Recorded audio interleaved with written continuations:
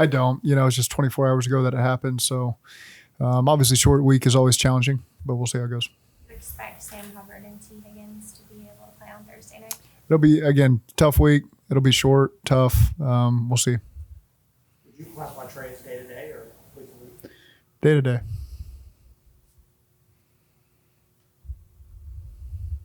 Jamar made it through. Any lingering issues there? It doesn't seem to be. It seems like things are moving positively with him. I think as the game went, he started to feel better and better. So that was obviously you could see that with this big play he made. So that was good to see. Miles was talking to us, Zac, about putting your message to the team was don't let yesterday carry on into this week. How do you go about doing that? Well, there's a lot of work ahead of us. You got to cram a lot of game plan into really about 2.5 days. And so the team's got to understand that, and you walked off the field yesterday. It was a Wednesday afternoon. Post-practice is really the point of the week you're at. And so you got to get your bodies right. After a physical, long game like we had yesterday, and Baltimore had the same thing. I mean, really similar styles of games that were just played. And so, again, our guys got to get themselves ready, and our coaches got to do a good job preparing them in a short span this week. Is it helpful at all that it's a division opponent that you've at least got some working knowledge with going in? I mean, yeah, there's a lot that goes into it. It's two teams that know each other very well. And, there's 6 games maybe since we played them last. So information you still want to take in. But obviously, the personnel well. They know our personnel well. And I guess that hurts. I mean, that helps in some sense. What did you see on film on the coverage in the back end of your guys' secondary leading to the explosive throws? Yeah, too many explosive plays, obviously. Some of them were on some play action movement stuff where they got some openings. Some of them were scrambles. But they did a nice job. They had a good plan in place. Their players executed it. Obviously, 17, I think, was the final number. That's too many explosives we got to have. Our guys, and then there's a lot of really good stuff that they put on tape as well. Our guys where they were sticky in coverage and doing a great job finding opportunities. But ultimately, as a team, I think if you look at all 3 phases, we just didn't do enough to give ourselves the best chance to win. Tackling seemed to be a problem. So we had up again yesterday. I mean, the tackling had gotten better, but yesterday there seemed to be quite a few misses. There were some moments that we could have been better. Zac, you guys have obviously been so good on the first drives of games, and then for some reason have hit some lulls of 3 and outs. Is there a common theme you can point to for that? Is it something you look back on and wonder why is this taking place after that opening drive is just so clinical almost? Yeah, yesterday was the case, certainly. I didn't think there'd been that many 3 and outs the weeks before. We'd done a good job at least moving the ball before we punted, if that was the case. But yesterday we just didn't get in good rhythm. I didn't put us in a good rhythm. And so, again, after that first drive in the first half, we didn't do enough to put points on the board and take the pressure off our defense. And then they went down and scored before the half, kicked a field goal coming out of the half. So they got those 2 possessions there and just should have been able to put us in position to do a better job in the first half. Are there things you can do to try to establish a rhythm as an offense, or what get the first down? That's the biggest thing is just that first play. We had a lot of 2-yard gains. It felt like on 1st and 10, 2nd and 8, 3rd and 7. And just not putting ourselves in an advantageous situation where we're ahead of the sticks. That's when you can put yourself in a 3rd and 2, 3rd and 3, or get a fresh first down. After second down play, that's obviously the way we want to play ball. That's when we're at our best. Just didn't do a good enough job of that yesterday. When there's from a play calling standpoint, when there's a part of the offense that's maybe not operating how you want it, and I'm specifically talking about the run game this season and yesterday, where's the balance for you between trying to force the issue on that and trying to make that work so the defense respects it, play action is effective, versus forget about it, we're just going to throw the ball 40, 45 times if we have to? We just want to score points. Whatever the best way to do that, so we're going to do it. How big, like you mentioned, was the 3rd and longs, and what did you see on the early downs that kind of led to a lot of those situations? Which side of the start of on offense? A lot of 3rd and longs. For us. What happened on early downs that kind of kept you guys from playing on schedule? Well, too many second longs, first of all. That's kind of what got us there. And again, just you can look at it as first down efficiency, the first 2 plays, the drive efficiency. Some combination of that is what put us in tough 3rd down situations where it's not where you want to live. We've done a better job of that the last couple of weeks of, putting ourselves in 3rd and 5 and less when we were on 3rd down. Obviously, the percentages go way up when you're there. But, again, yesterday just wasn't good enough across the board of giving ourselves the best chance to get those first downs, put points up. When you have a game what's kind of toughest challenge as a coach except to make sure that you can kind of move on in the appropriate time and get ready given the truncated week? I don't worry about the transitioning of the players and the coaches. After any loss, it's always tough, and the team we're playing is going through the same thing. So we got to do a great job picking ourselves up, moving on, because you don't have a lot of time to think about the last game. And again, this is a team that's always done a good job of that, refocusing and knowing what's important, knowing how big a divisional game is on the road, prime time, all that stuff. So these guys will be excited for the opportunity. And again, we're still early in the process of getting through Monday, but I've got no fear that our guys will be ready to go once Thursday rolls around. You lose a guy like Sam Hubbard, and then if Trey weren't available, how difficult is it for your guys to set the edge and make sure you stress to the backups?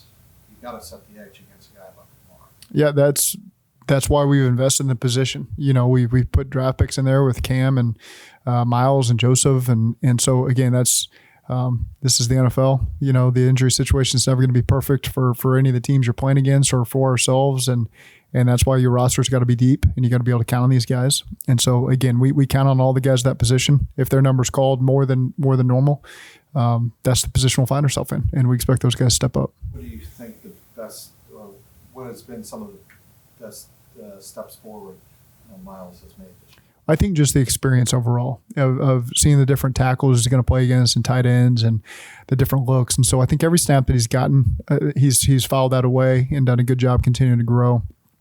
It's obviously a really good room, led by Coach Hobby and those other ends in the room to learn from. So they do a great job sharing the information and helping those young guys continue to develop. When you look at Baltimore's defense, what makes it maybe unique this year than maybe previous versions of Baltimore's defense that you've seen? I think Baltimore's defense has always been pretty good. All 11 guys that start are really sound, good players. They're really smart. They communicate really well, good tacklers, very sound with their coverages and how they match. And they've always done a good job, as a team, you look at them as a team, they do a good job moving the ball on offense and scoring points, and special teams dictating the field position. And so you factor all that in, and that's the style of game you typically play when you're playing against them. Does the AFC North seem a little more chaotic than usual, or does this kind of feel kind of like it usually does at this point of the year? It's only a halfway point.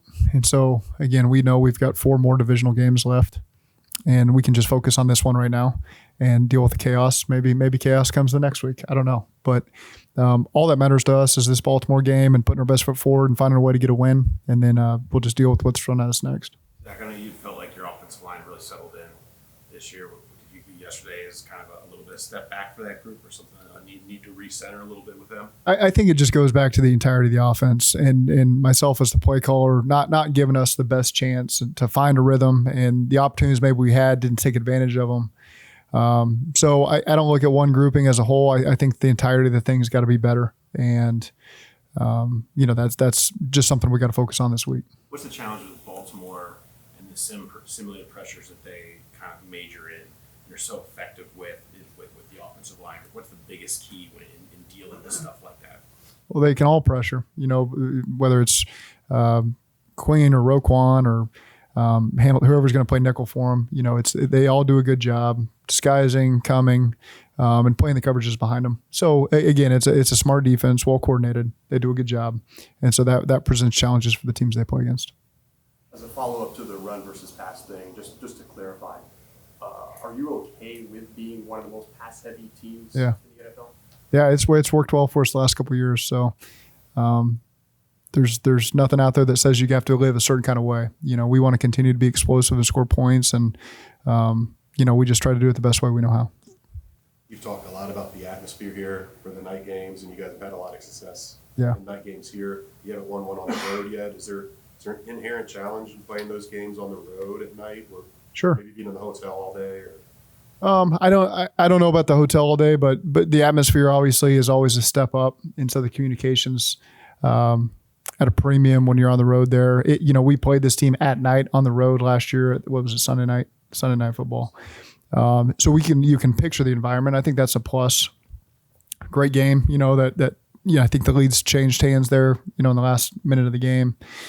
So we know what we're walking into. Our guys will be prepared for that and are excited for the opportunity.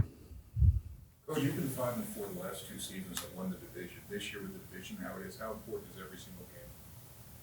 what's important is just focusing on the next one. This is a divisional game.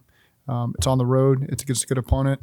We know just to take it one game at a time. I think that's what our experience tells us to do, and that's the only way that we know how to do it.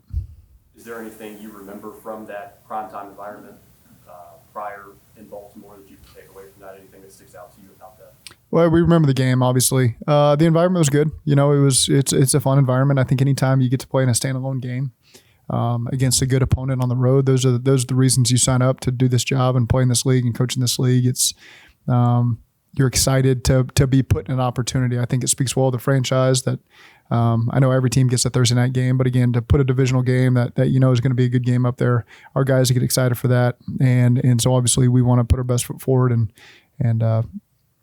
come away with a win.